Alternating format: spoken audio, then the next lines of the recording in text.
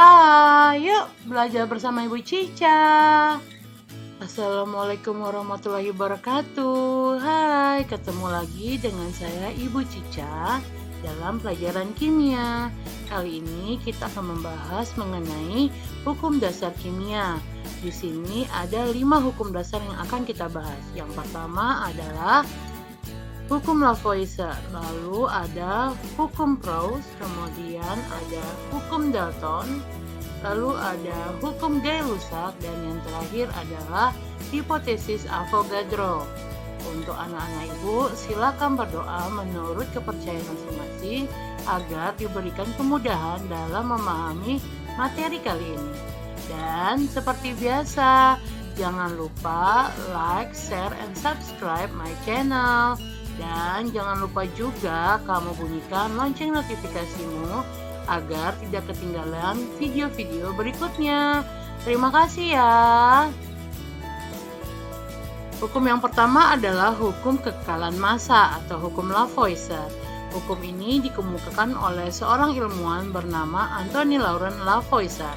Pada saat itu, Lavoisier menyelidiki massa zat-zat sebelum direaksikan dengan massa hasil reaksi. Ternyata memiliki massa yang sama. Dari percobaan ini, Laurent Lavoisier menyimpulkan bahwa dalam sistem tertutup, massa zat sebelum reaksi dan sesudah reaksi adalah sama.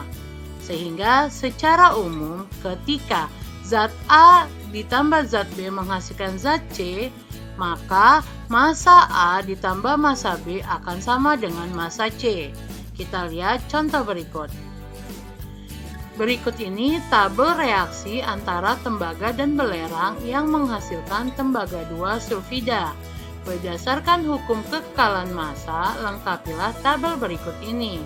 Untuk menyelesaikan contoh ini, kita perlu ingat bahwa massa sebelum reaksi sama dengan massa setelah reaksi.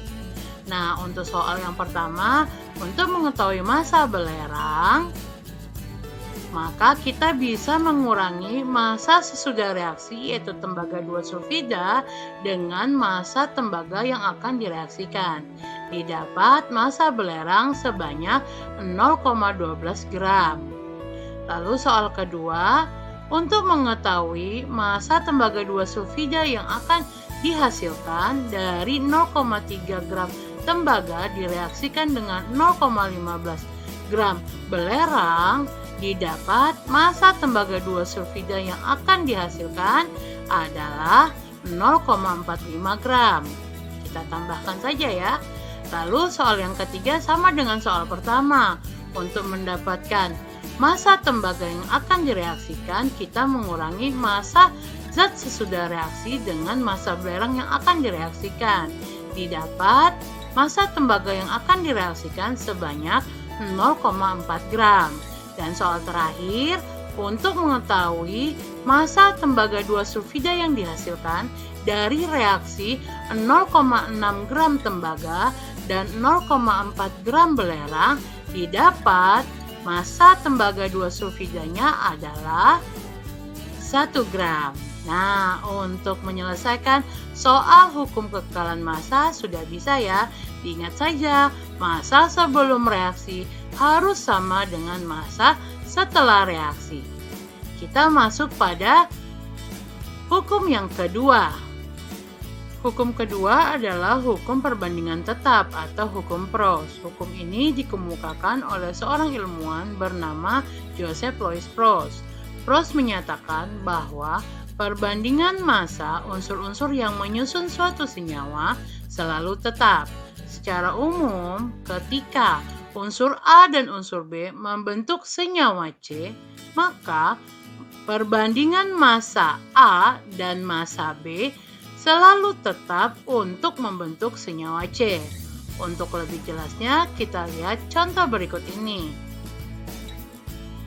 Perbandingan massa karbon dan massa oksigen dalam senyawa karbon dioksida sebesar 3:8. Maka sesuai hukum Proust, lengkapilah data massa zat pada tabel di bawah ini. Nah, untuk menyelesaikan contoh ini, kita perlu mengingat untuk membentuk senyawa karbon dioksida dibutuhkan 3 bagian karbon dan 8 bagian massa oksigen.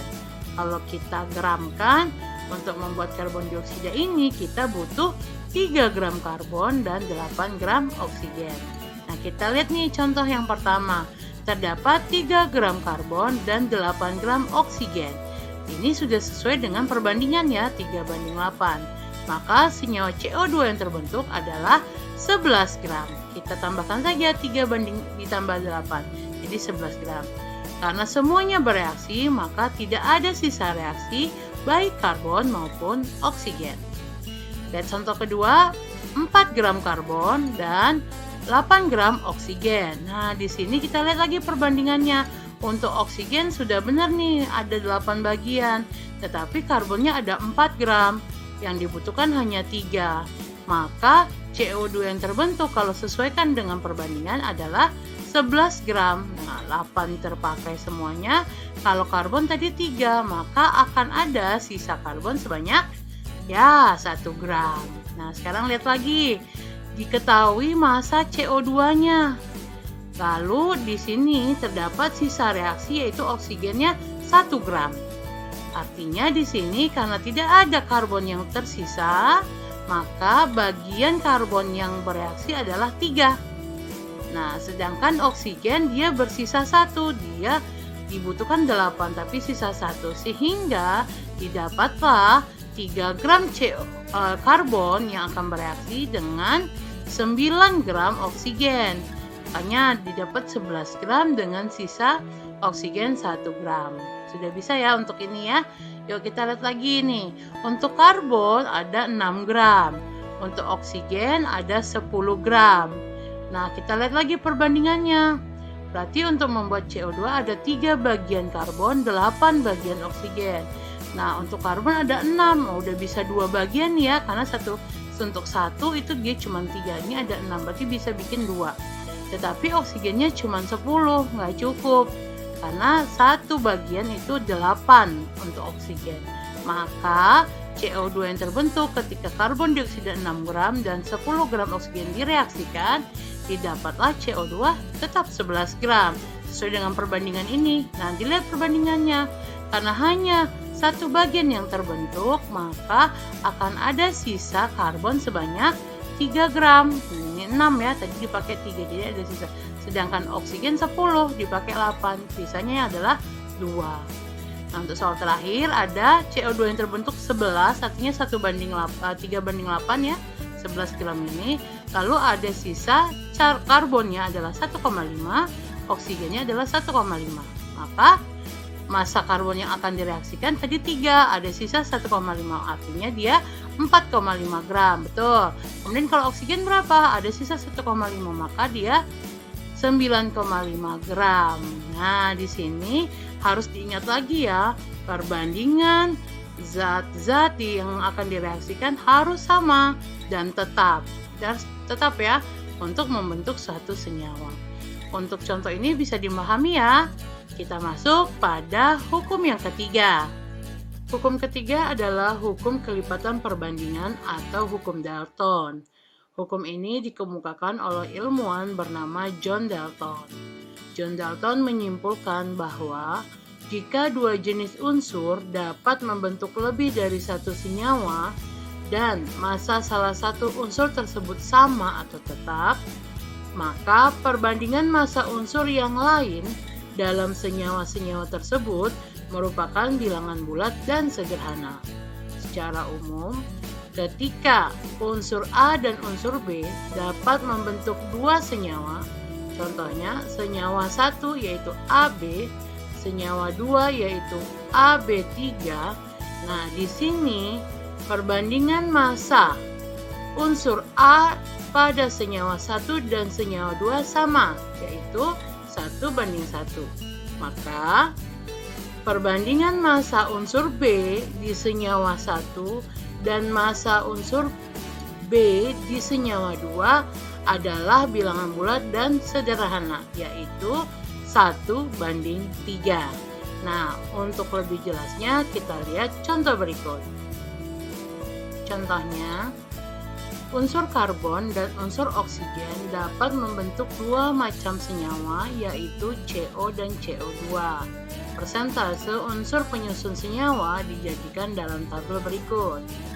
Perhatikan tabelnya. Di sini untuk senyawa pertama CO terdapat massa karbon 1,2 gram dan massa oksigen 1,6 gram. Sedangkan untuk senyawa 2 yaitu CO2, massa karbon adalah 1,2 gram dan massa oksigen 3,2 gram. Pertanyaannya, perbandingan massa unsur oksigen dalam dua senyawa tersebut sesuai hukum Dalton adalah.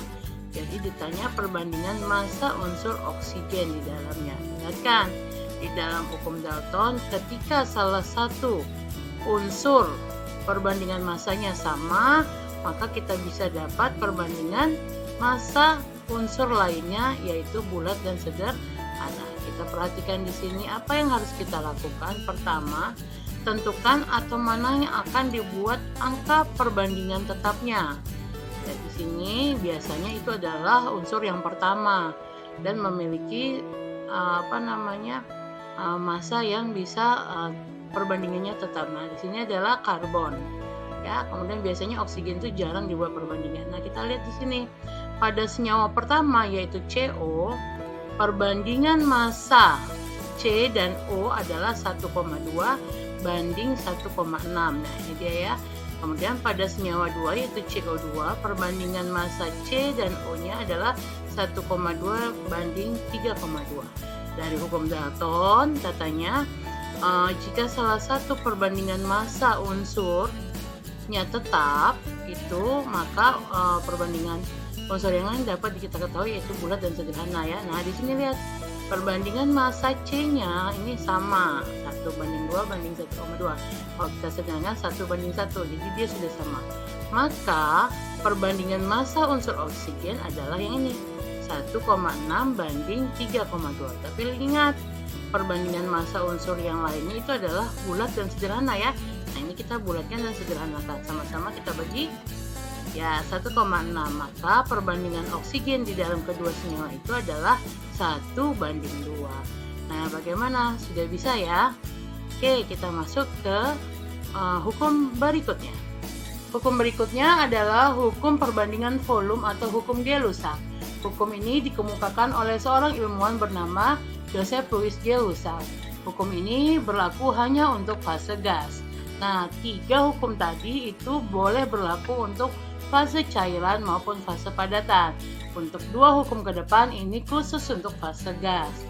Gay-Lussac menyimpulkan bahwa pada suhu dan tekanan yang sama, volume gas-gas yang bereaksi dan volume gas-gas hasil reaksi berbanding sebagai bilangan bulat dan sederhana. Pada hukum ini berlaku perbandingan volume gas-gas sesuai dengan koefisien masing-masing gas.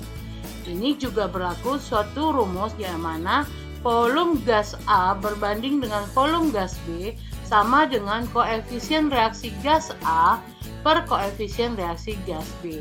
Jadi ketika ada soal, tidak ada petunjuk lain, tetapi kita ditanya perbandingan volume, maka kita bisa gunakan perbandingan koefisien di dalam reaksi. Diingatkan lagi ya, ini untuk reaksi-reaksi yang berfase gas. Kita lihat contoh berikut ini.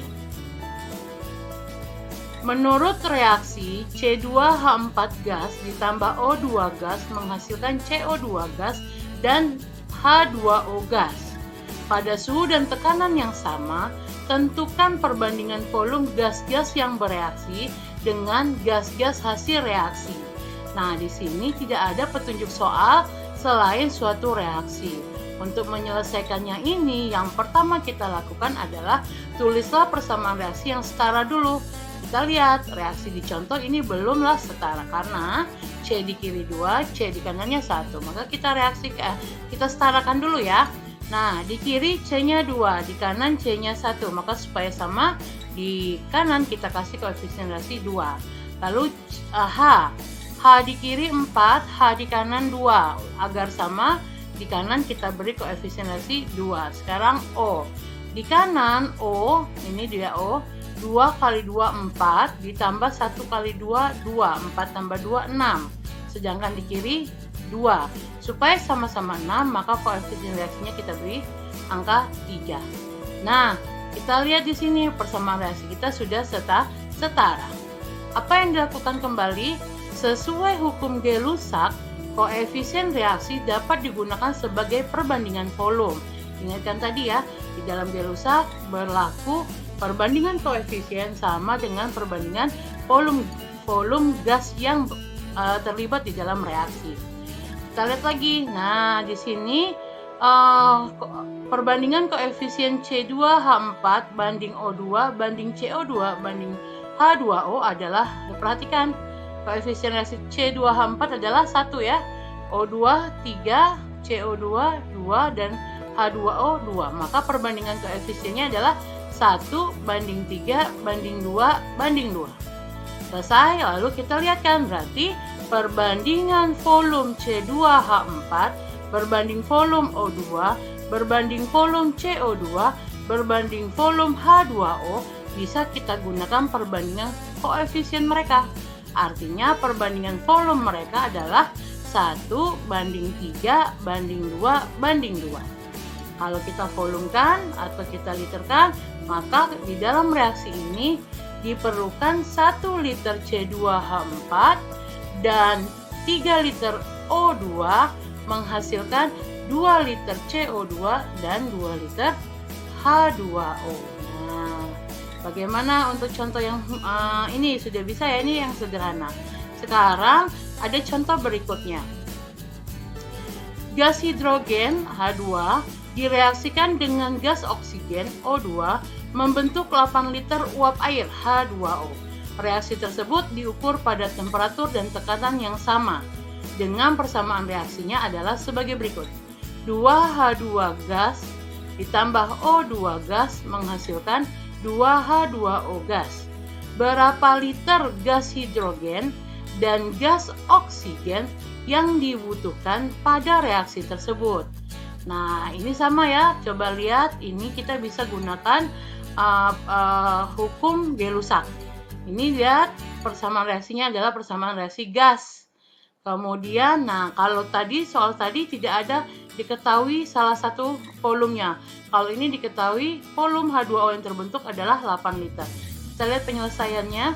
Ini adalah reaksinya tadi sudah setara ya. Jadi hanya sudah 4, di sini 4, di sini 2, di sini juga 1 kali 2 2. Jadi ini sudah setara. Kemudian diketahui 8 liter H2O yang terbentuk, maka di sini 8 liter H2O yang terbentuk. Pertanyaannya adalah berapa liter gas hidrogen dan berapa liter gas oksigen. Nah, ini bisa kita gunakan juga tadi perbandingan volume dan gas ya.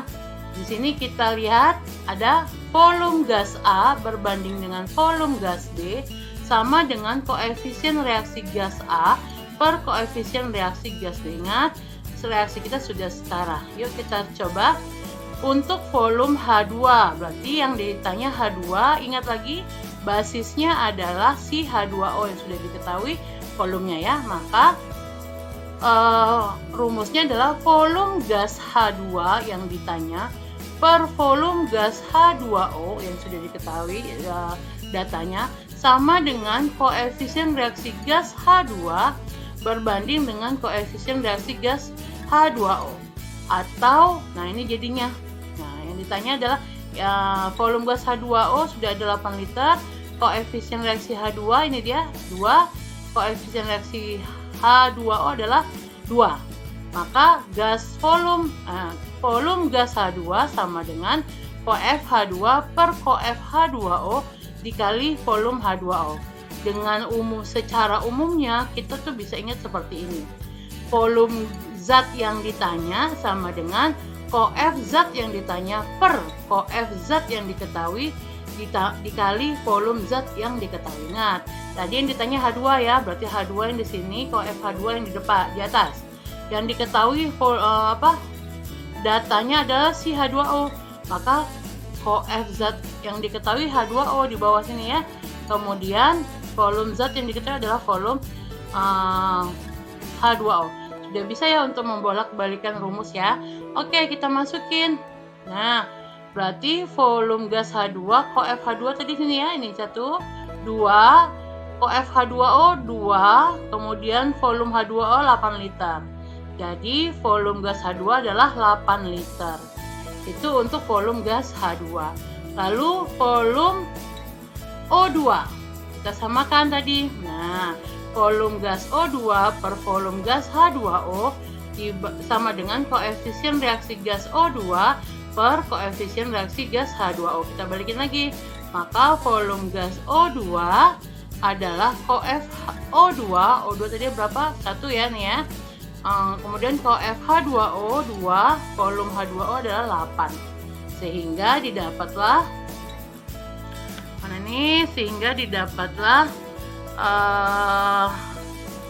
volume gas O2 adalah 1/2 dikali 8 liter menjadi 4 liter. Nah, untuk soal yang menggunakan hukum Gay-Lussac sudah bisa ya.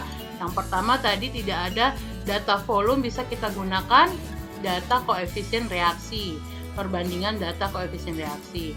Atau satu lagi yang tadi ini barusan, diketahui salah satu liter atau volume dari gas yang bereaksi. Maka kita bisa mencari volume yang ditanya dengan menggunakan volume gas A per volume gas B sama dengan reaksi gas A dibagi atau dibandingkan dengan koefisien reaksi gas B. Oke, bisa ya. Kita lanjut kepada hukum terakhir, yaitu hukum atau hipotesis Avogadro. Hukum terakhir yang akan kita bahas adalah hipotesis Avogadro. Hipotesis Avogadro dikemukakan oleh seorang ilmuwan bernama Amadeo Avogadro. Sama seperti Gay-Lussac, hipotesis Avogadro hanya berlaku untuk reaksi-reaksi yang melibatkan fase gas saja. Untuk fase cairan dan padatan tidak dapat digunakan. Avogadro menyatakan bahwa pada suhu dan tekanan yang sama, semua gas yang volumenya sama akan mengandung jumlah molekul yang sama. Nah, untuk jumlah molekul akan kita bahas lebih lanjut pada konsep mol. Jadi, di hipotesis Avogadro ini berlaku volume gas A per volume gas B itu sama dengan koefisien reaksi gas A per koefisien reaksi gas B dan sama dengan jumlah molekul gas A per jumlah molekul gas B. Jadi Avogadro menyatakan bahwa jika volume sama, maka jumlah molekul juga akan sama pada suhu dan tekanan yang sama. Ingat lagi, suhu dan tekanan yang sama. Sehingga pada hipotesis Avogadro berlaku perbandingan volume sama dengan perbandingan koefisien sama dengan perbandingan molekul. Perlu diingat pada STP atau keadaan standar, 1 mol itu beratnya 6,02 kali 10⁻23 partikel dasar, baik atom ataupun molekul suatu zat. Ingatkan lagi, nanti akan kita bahas lebih lanjut pada konsep mol. Untuk hipotesis Avogadro, kita lihat contoh berikut ini. Gas nitrogen dan gas hidrogen dapat bereaksi membentuk gas amonia sesuai reaksi berikut. N2 gas ditambah 3H2 gas menghasilkan 2NH3 gas. Jika 40 molekul gas nitrogen direaksikan, lihat ya, 40 molekul gas nitrogen yang direaksikan, berapa molekul gas hidrogen yang diperlukan dan berapa molekul gas amonia yang dihasilkan. Kita lihat penyelesaiannya. Yang pertama kita lihat dulu reaksi kita itu harus setara. Jadi kalau ada soal yang melibatkan reaksi, maka reaksi kita itu wajib setara dulu. Nah, ternyata reaksi kita di dalam soal sudah setara ya. N di kiri 2, N di kanan 2. H di kiri 6, H di kanan juga 6. Jadi sudah setara. Apa yang dilakukan lagi? Tadi lihat, diketahui 40 molekul gas nitrogen. Maka di sini diketahui 40 molekul gas nitrogen atau N2. Yang ditanya adalah berapa molekul H2, jumlah molekul H2, dan berapa jumlah molekul NH3 atau amonia. Kita selesaikan ya, sama tadi. Berlaku volume gas A berbanding volume gas B sama dengan koefisien reaksi gas A berbanding koefisien reaksi gas B sama dengan jumlah molekul gas A per jumlah molekul gas B. Jadi, kita bisa gunakan perbandingan koefisien reaksi untuk menentukan jumlah molekul gas-gas yang terlibat karena sama dengan volume gas-gas tersebut. Yuk kita lihat kan, ini dia N2 ditambah 3H2 menghasilkan 2NH3. Lalu kita lihat perbandingan koefisien mereka. Ini 1 banding 3 banding 2, maka perbandingannya adalah 1 banding 3 banding 2. Sehingga perbandingan volumenya sama, 1 banding 3 banding 2. Maka karena sama perbandingan koef dan volumenya, bisa kita gunakan nih rumus molekul yang ditanya sama dengan koef zat yang ditanya per koef zat yang diketahui dikali molekul zat yang diketahui. Karena kita akan menggunakan soal yang ini rumus yang ini ya. Oke, kita lihat tadi yang ditanya adalah H2, maka molekul H2 sama dengan koef H2 per koef N2 dikali molekul N2. Kita lihat koef H2 adalah, nih koefnya ya, 3, N2 1, berarti 3/1 dikali molekul N2 yang diketahui 40 molekul, maka didapatlah 120 molekul. Nah yang terakhir molekul NH3, berarti koef NH3 per koef N2 dikali molekul N2. Tadi koef NH3 adalah ini ya, 2, N2 dengan 1, jadi 2/1 dikali 40 molekul, karena molekul N2 nya adalah 40, maka didapatlah 80 molekul. Nah, untuk contoh soal hipotesis Avogadro sudah bisa ya. Ini nih sama dengan Gay-Lussac, cuman kalau Gay-Lussac sampai volume, kalau Avogadro menyatakan jumlah molekul akan sama dengan jumlah volume ketika pada suhu dan tekanan yang sama. Nah, dua hukum ini bisa menyelesaikan suatu persoalan untuk menentukan rumus senyawa suatu senyawa. Nah, kita lihat contoh terakhir nih ya.